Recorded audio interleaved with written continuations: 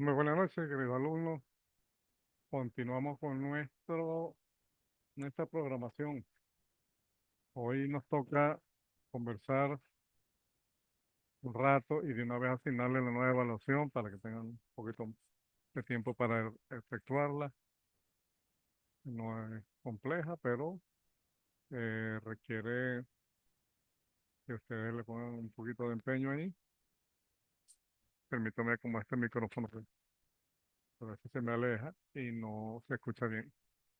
Vamos a recibir a los alumnos de Elizabeth Ugas.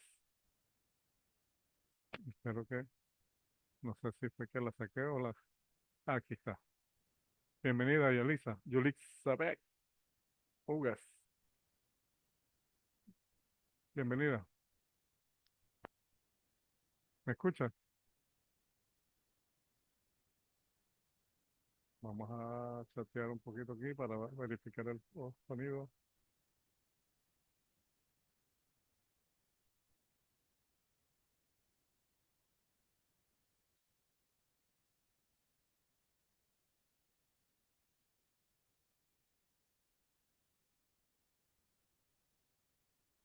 Eso, yo abro el chat así, podemos chatear por ahí, pero eso es cuando no me escuchan, pues.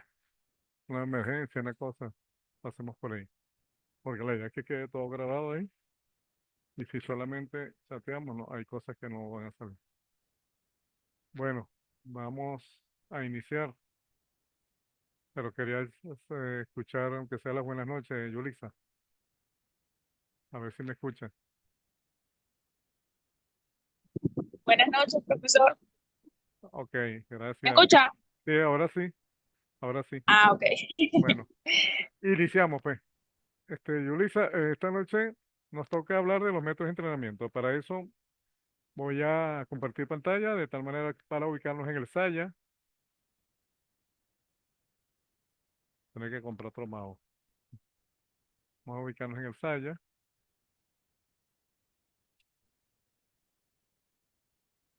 Acá, aquí estamos.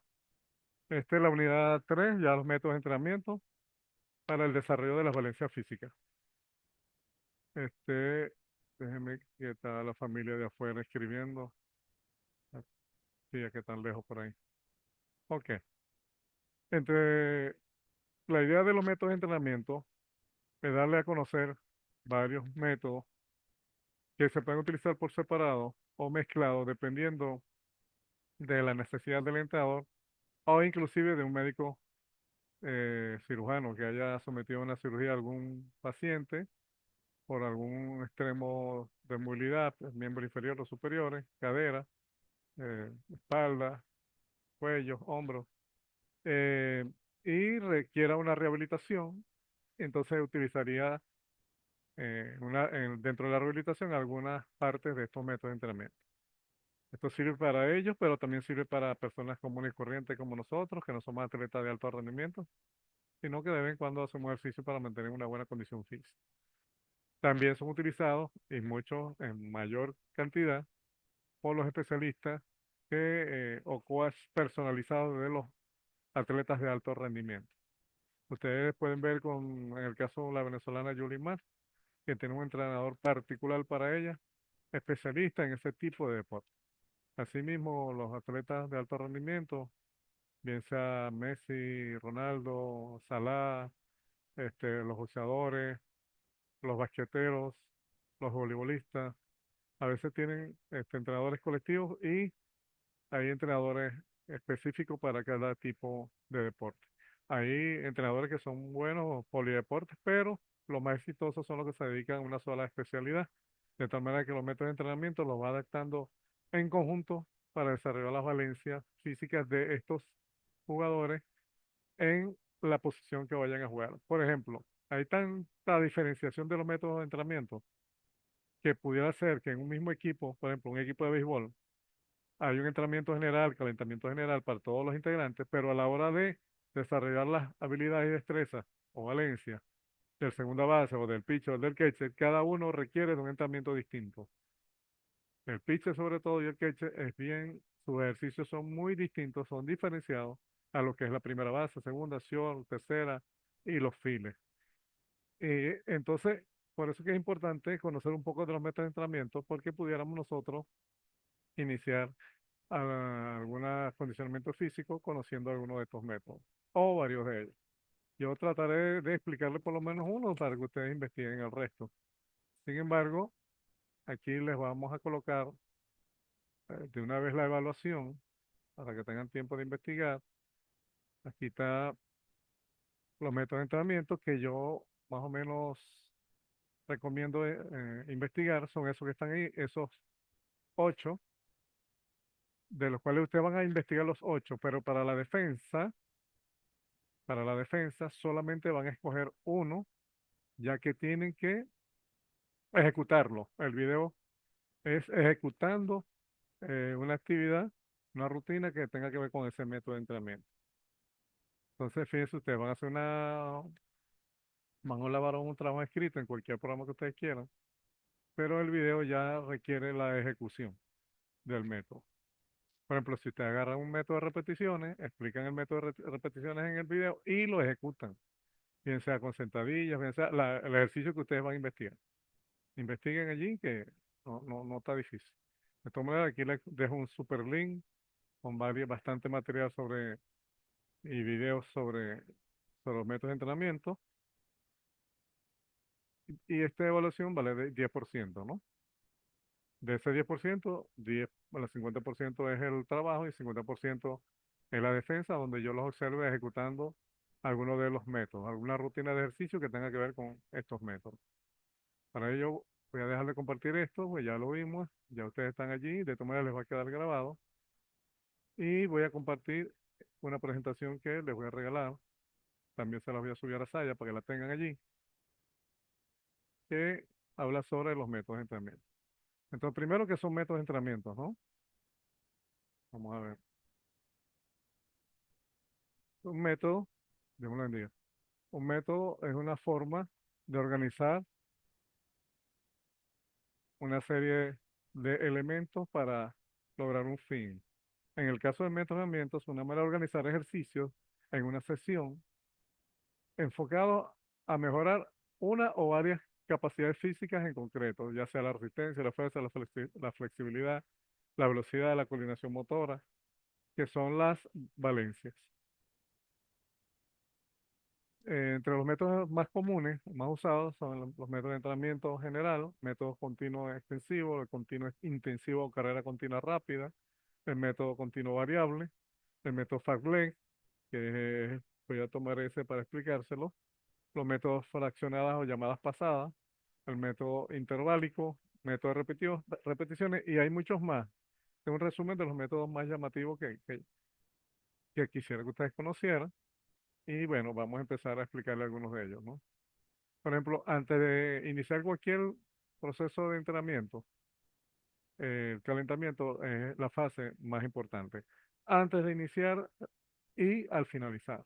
De tal manera que cuando estamos en el proceso de calentamiento, vamos activando, vamos a darle bienvenida por aquí, vamos activando al cuerpo y avisándole que va a ser sometido a una cierta intensidad, a cierto esfuerzo, para que se adecue no solamente el cuerpo, sino la mente, porque ahí es donde está la trampa. Si la mente no está acorde con lo que voy a hacer físicamente, entonces no lo voy a poder ejecutar en forma este, eficiente.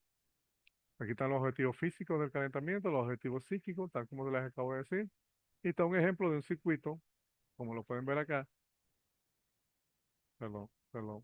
Este circuito, un circuito de calentamiento, un poco muy completo, de hecho, porque empieza con unos estiramientos, toda la fase de estiramiento. Fíjense aquí, estas figuras que están aquí.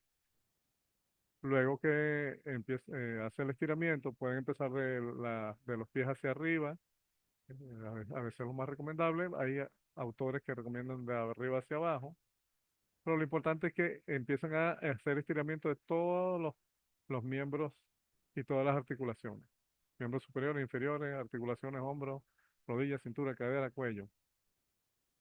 De tal manera que empecemos a acondicionar nuestro cuerpo a lo que viene. Y hay gente que con solamente el calentamiento ya está cansada, pero bueno, poco a poco el cuerpo va mejorando su resistencia. Luego viene una serie de ejercicios, pueden ser barras para los brazos, pueden hacer unas carreras suaves, pueden hacer flexiones, este, bien sea para las piernas, para el tronco, de tal manera que en un sprint corto, después de haber hecho todo eso, pueden hacer sprint corto, de tal manera que el cuerpo ya, ahora ahí, sí está listo. Bueno, este proceso de calentamiento puede llevar de 15 a media hora, y dependiendo de la especialidad y del nivel en que estemos, pudiera alargarse. A veces, por ejemplo, los jugadores de fútbol que necesitan hacer un calentamiento antes y después largo, pudiera durar hasta 45 minutos el de inicio y 15 el de cierre. Entonces eso va a depender del nivel en que estemos sometidos, las edades inclusive. Luego vamos a ver otros tipos de entrenamiento desde el punto de vista filosófico. Van a ver que hay un entrenamiento físico, uno técnico, uno táctico y uno vital. Entonces vamos a empezar a definirles cada uno. El físico son todas las actividades físicas. Déjame quitar la cámara que no me deja leer. Físicas para determinados trabajos. Creemos también que es en el proceso, ahí es donde se potencia la actitud física. Se mejoran y desarrollan cualidades morales que terminan influyendo favorablemente a la actitud del individuo ante la vida. Fíjense que la actitud con P y la actitud con C, yo le voy a colocar una tabla de diferencias para que no se confundan. Pero cuando es con P, es la cantidad de trabajo físico que podemos hacer. Y cuando es con T, es nuestra actitud ante la vida, donde digerimos que es necesario el entrenamiento físico para mejorar nuestras condiciones físicas. Entonces tenemos el entrenamiento técnico, que es para generar un buen rendimiento, una técnica específica, por muy simple que nos parezca.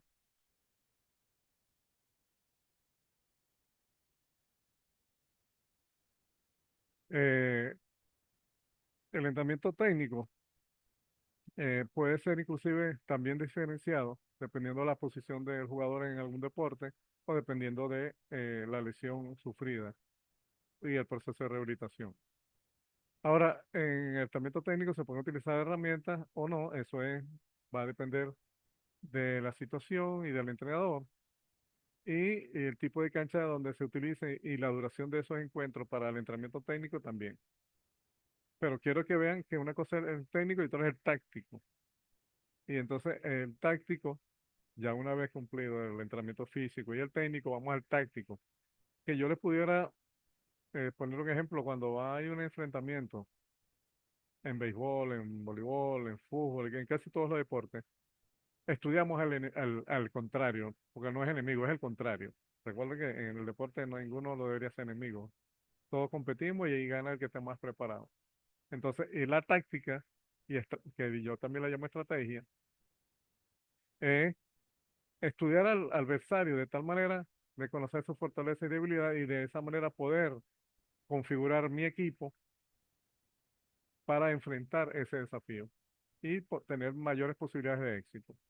Entonces, una de las cosas que, que estudian es cuáles son sus mejores defensas, cuáles son sus mejores ataques, cuáles son los más débiles, cuál es el flanco más débil, pero también podemos inclusive hablar de qué horas somos más eficientes de jugar, entonces pudiéramos establecer que el juego cuando somos casa, colocamos la hora que más nos convenga, el tiempo, la humedad, la lluvia, el suelo, cuántas veces puedo regar, si es una grama artificial o natural, el estado del terreno, si lo riego una vez, lo riego dos veces, lo riego lo que diga la FIFA o lo que diga la LBB.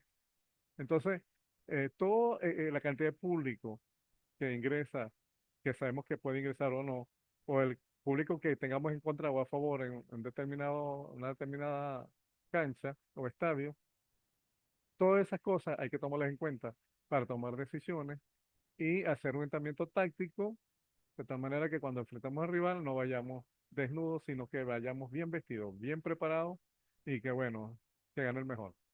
Entonces fíjense la diferencia entre uno y el otro. Ahora, el entrenamiento vital es uno que yo coloco porque en realidad hay muchos tipos de entrenamiento y cada día son más exigentes. Entonces requieren mayor esfuerzo físico a medida que lo vamos ejecutando. Entonces, si sacamos la cuenta, cuántas veces reposo y cuántas veces hago entrenamiento, nos damos cuenta que tenemos más tiempo sin entrenar que el tiempo que entrenamos. Por lo tanto, tendremos resultados a la medida que utilicemos el tiempo para entrenar. Ahora, si queremos tener un buen rendimiento, hay que considerar mejorar las horas de entrenamiento.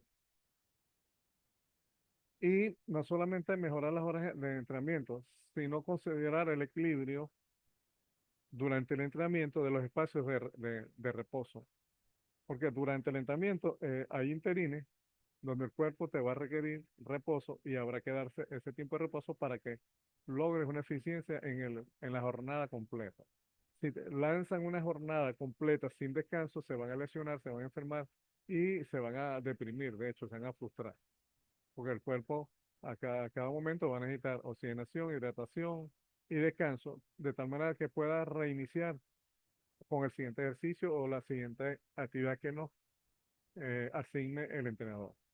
Entonces, para mí, el entrenamiento vital es aquel que considera un equilibrio entre el tiempo libre y el tiempo de entrenamiento. Es el que todos deberíamos hacer.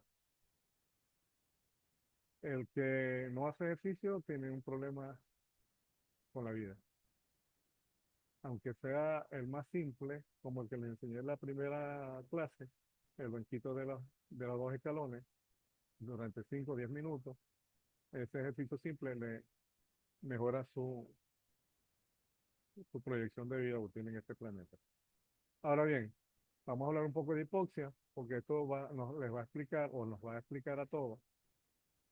Por ejemplo, Venezuela, cuando juega en el fútbol, hablando de fútbol, cuando juega con equipos aquí en Venezuela, este, tiene como un mayor nivel. Pero cuando le toca jugar en Bolivia, en La Paz o en el estadio ese que jugaron en estos días, que es más alto que el estadio de La Paz, sufren de esta desventaja, ¿no? Una hipoxia hipovárica. Entonces aquí les coloco un proceso, cómo actúa el cuerpo, el oxígeno en el cuerpo, cómo es la respiración, el fenómeno celular, desde la parte de la mitocondria, que aquí es donde se produce el proceso de oxigenación intracelular, está en medida en milímetros de mercurio. Entonces ustedes van viendo que a medida que sube la presión atmosférica, se va perdiendo la oxigenación. Más adelante le voy a dar le voy a poner otra imagen que les da mayor claridad. Aunque aquí pueden ver a este escalador que va con todo un equipo de seguridad y a medida que va subiendo, le va faltando más el oxígeno. Entonces, ¿qué es la cascada del oxígeno? También llamada hipoxia hipovárica. El recorrido del oxígeno se comprende mejor al analizarlo gráficamente como lo muestro aquí, ¿no? Eso se lo voy a dejar para que lo lean con más calma y voy a buscar una figura que haga esta misma. Lo explica mejor. Eh, sí, vamos en esta parte, pueden analizar que la altura genera un conjunto de fenómenos físicos que influyen de todos los modos en el estado homeostático del individuo.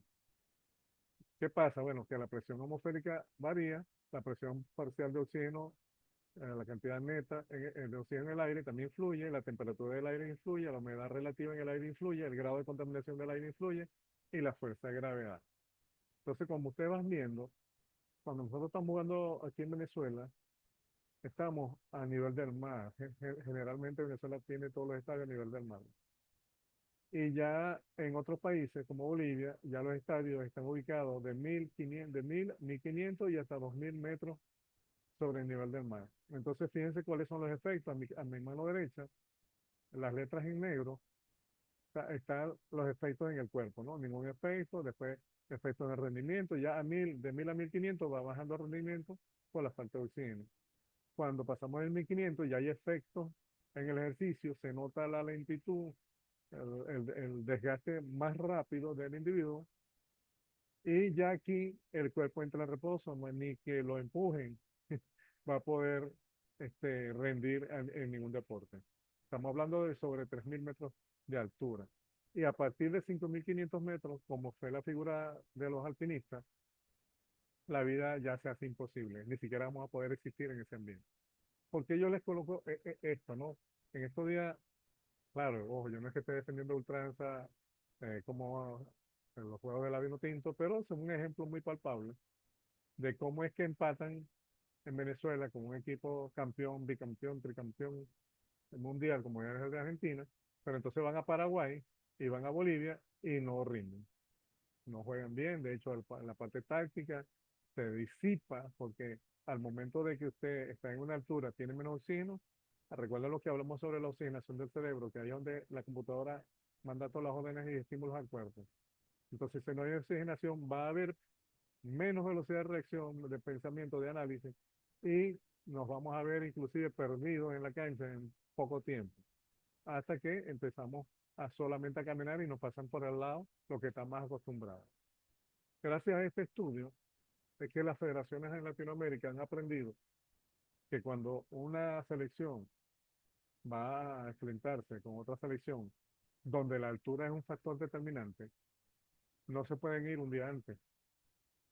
Lo más adecuado, y hay selecciones que se van un mes antes, pero por lo menos deberían ser 15 días antes para que el cuerpo se climatice poco a poco a esa altitud, a esa presión atmosférica, a esa presión parcial del oxígeno, a esa temperatura de ese aire, a la humedad relativa de ese aire, al grado de contaminación que posee ese aire y a esa nueva fuerza de gravedad que nos enfrentamos, donde el cuerpo parece que nos empujara más de 9,8 kilogramos por metro cuadrado, más hacia abajo. Entonces, este es un factor determinante en el deporte, la altura.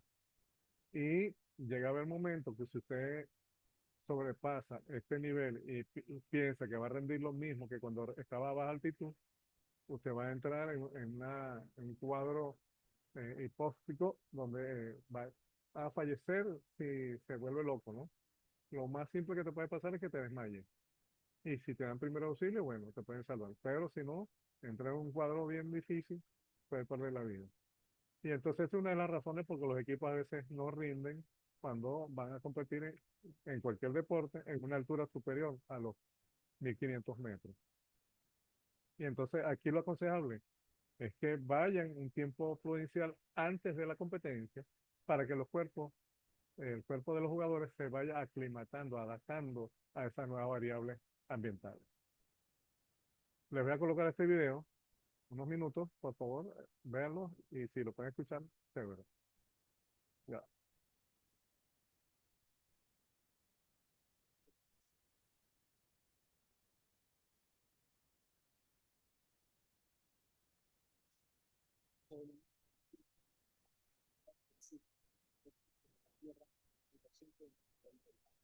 La altitud está ciertamente alejada.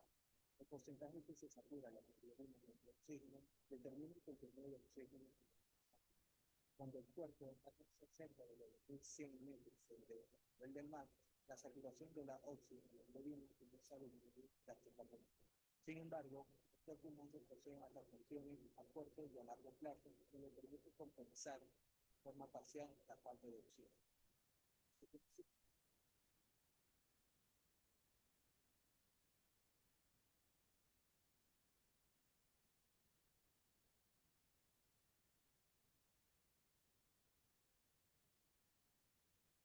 Se dejó de escuchar, profesor. Ah, ¿no lo escuchas? Se dejó de escuchar el video. Bueno, de todas maneras yo se los voy a guindar en el Saya, pero vayan viendo las imágenes para que se familiaricen con los alveolos y esos componentes del cuerpo humano. Sí, se bajó el volumen.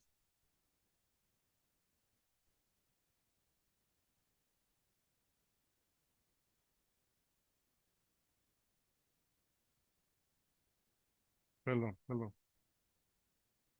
Así que estoy tratando de subirle el volumen, pero vamos a ver.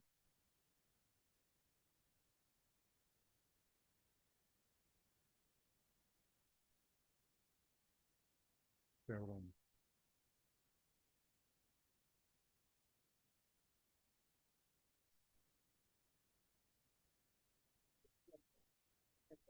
100 metros del mar, la saturación de la oxigenoglobina comienza a disminuir Ahí sí drásticamente. se escucha, ¿eh? Sin embargo, el cuerpo humano posee adaptaciones a corto y a largo plazo que le Sí, se permiten escucha mejor. compensar en forma parcial la falta de oxígeno. Se conoce como presión atmosférica aquella presión que ejerce la terrestre, variando en la presión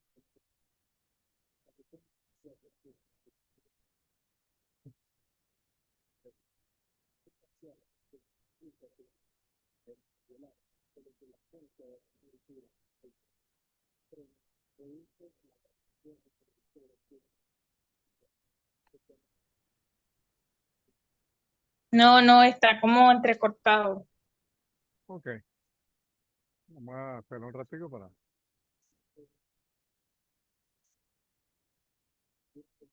de la respiración. La respiración en la fase activa de la respiración del aire atmosférico, el ambiente,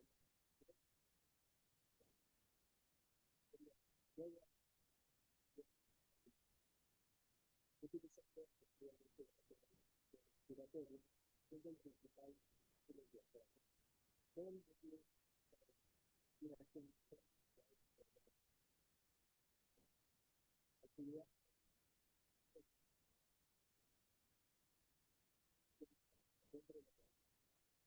que debe provocar el aire atmosférico entre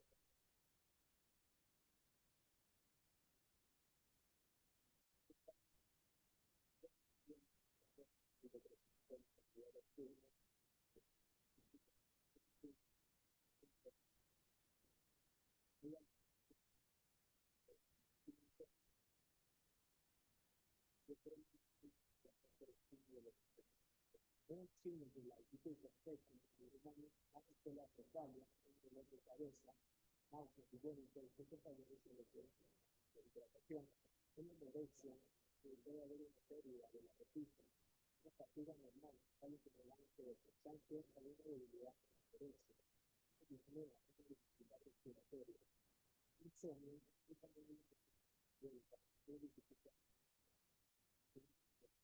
Y eso puede significar problemas desde pequeños síntomas de salud mental, potencial intolerancia, que puede generar actitud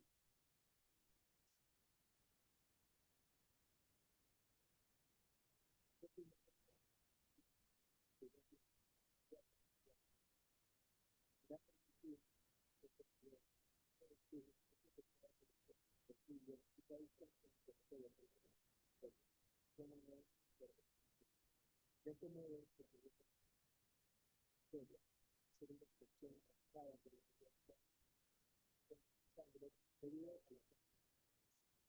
la cual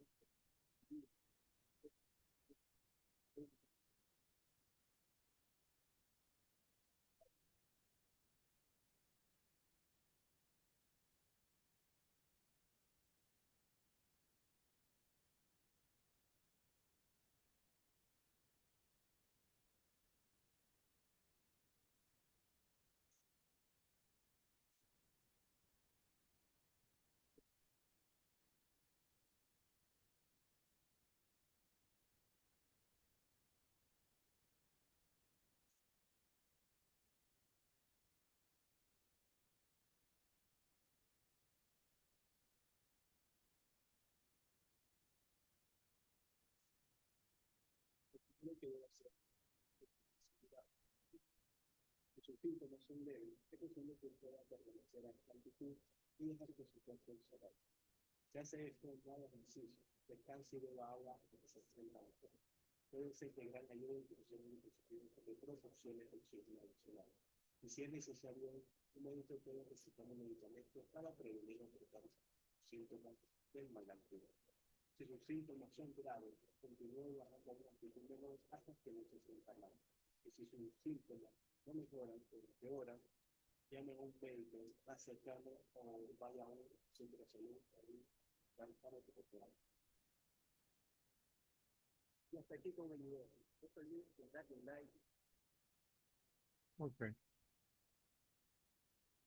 Este video yo se lo voy a colgar ahí en el Saya, porque me interesa mucho que vean esos detalles del mal de altura. Ahora bien, déjame regresar a la presentación para ver si después del video tengo otras cositas aquí. Bueno, vamos aquí. Aquí está lo que vamos a hablar del método Farley.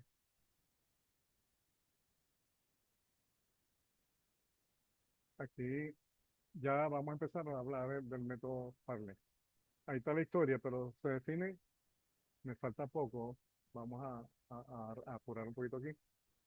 El método Farley consiste en unos cambios frecuentes de escenario y ritmo dentro de una carrera continua realizada en plena naturaleza o en un lugar al aire libre, ¿no?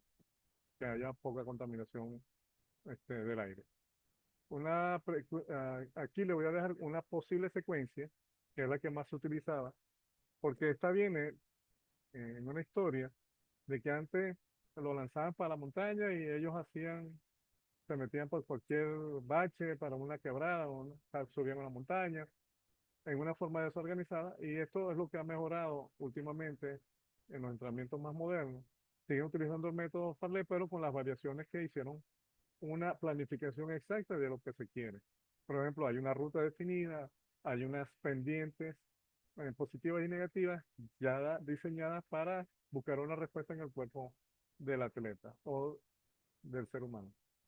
Entonces aquí hay una sesión, por ejemplo, una ruta larga, empiezan con 10 minutos de carrera, esa CC es carrera continua lenta.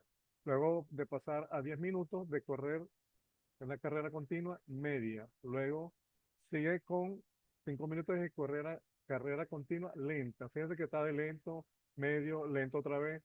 Luego, luego que haga esa primera fase, continúa con un sprint. ¿Qué es un sprint? Una carrera a máxima potencia, pero solamente un trayecto corto de 40 a 50 metros.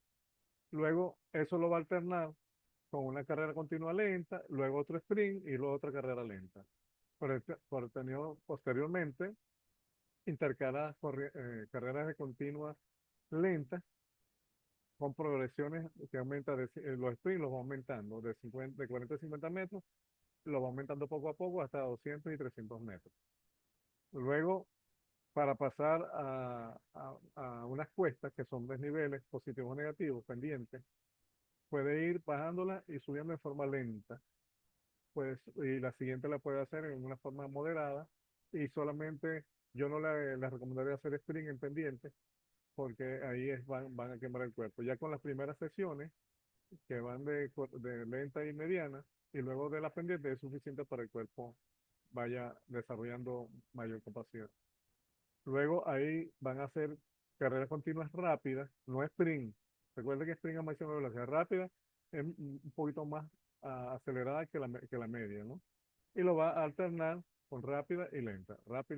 Luego termina 10 minutos con carrera continua muy lenta y luego vuelve los ejercicios de calentamiento para llegar el cuerpo a la cama. Entonces, esa es una secuencia del método Farley. Entonces, ¿qué se obtiene con esta progresión?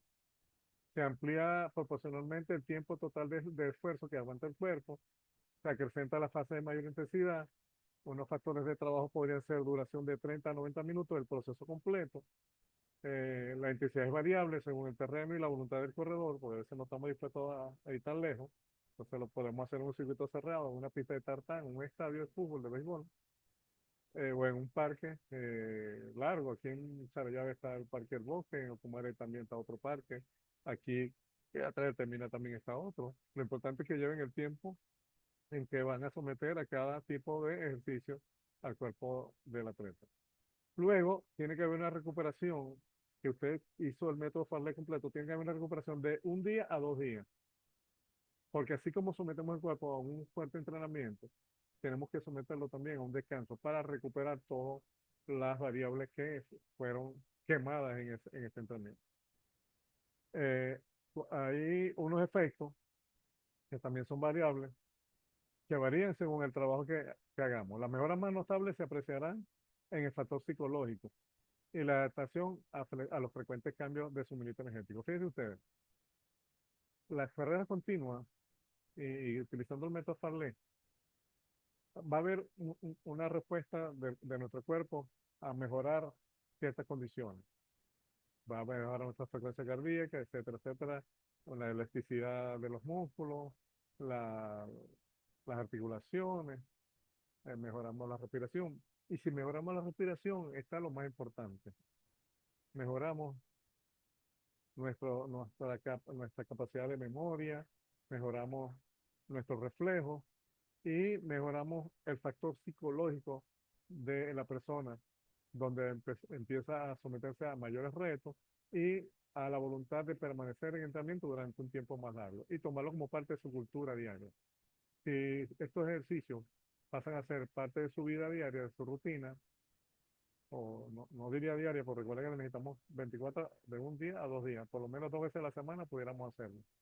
A esa medida usted se va a convertir en persona con una condición física mejor que la que tenía anteriormente, pero sobre todo en una persona con una visión de futuro más abierta, con más posibilidades de vida, con un factor de análisis inteligente mayor al resto de las personas que nos ejecutan. Y la gente a veces pregunta, oye, ¿eso es posible? Sí, si tú logras una mejor condición física, una mejor oxigenación del cerebro, vas a obtener mayor capacidad de análisis, mayor capacidad de memoria y mayores reflejos. Eso es importante para todo ser humano. Aquí está un ejercicio, una diagramación de lo que les dije, aquí están las pendientes que pudieran atravesar. Está las variantes Farley, hay varios tipos de métodos de Farley, yo aquí les coloco algunos. Y eh, un, esto sería un diagrama, un croquis para un maratón, luego que ya ustedes están preparados. Pero ahorita eso no va con ustedes, no se preocupen, no se asusten. Voy a dejar de compartir y espero que le haya sido útil la clase de hoy. Igualmente las voy a bajar, las voy a subir a YouTube para copiar el link y subírselas al Saya, de tal manera que la puedan ver y escuchar detalladamente con más calma. Ha sido todo por hoy. Los espero el próximo lunes. Hasta luego, Yulisa.